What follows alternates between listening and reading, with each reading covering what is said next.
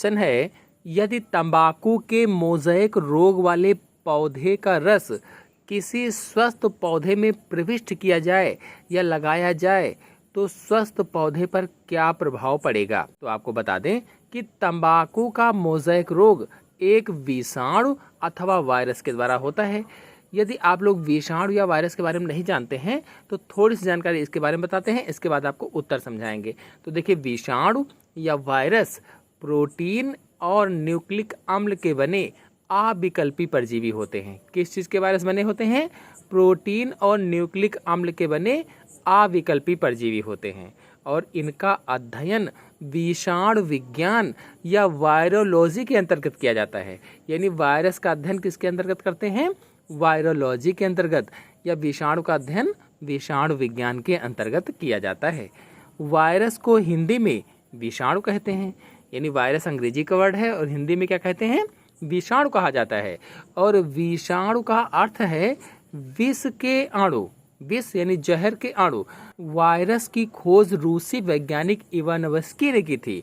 रूसी वैज्ञानिक इवानोव्स्की ने। और कब? तो सन 1892 ईस्वी में तंबाकू की पत्तियों में चितेरी रोग के अध्ययन के समय की थी।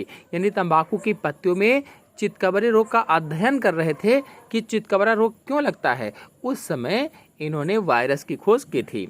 रोगग्रस्त पौधों के रस को स्वस्थ पौधों की पत्तियों पर रगड़ने से स्वस्थ पौधों में भी यह रोग हो जाता है। कौन सा रोग? तंबाकू मोज़ेक रोग। चलिए अब उत्तर जान लेते हैं।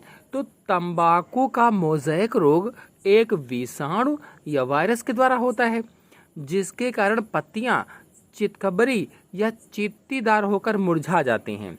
इसीलिए इसको तंबाकू के स्वस्थ पौधे पर रगड़ने पर इसमें उपस्थित विषाणु या वायरस स्वस्थ पौधे की पत्तियों में प्रविष्ट करके तेजी से जनन करने लगते हैं और अपनी संख्या में वृद्धि करते हैं।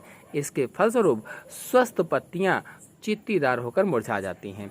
तो कुल मिलाकर के इस प्रश्न का आंसर यह होगा कि स्वस्थ पौधा भी रोगी हो जाएगा। प्रश्न था, यदि तंबाकू के मोज़ेक रोग वाले पौधे का रस किसी स्वस्थ पौधे में प्रविष्ट किया जाए, लगाया जाए तो स्वस्थ पौधे पर क्या प्रभाव पड़ेगा?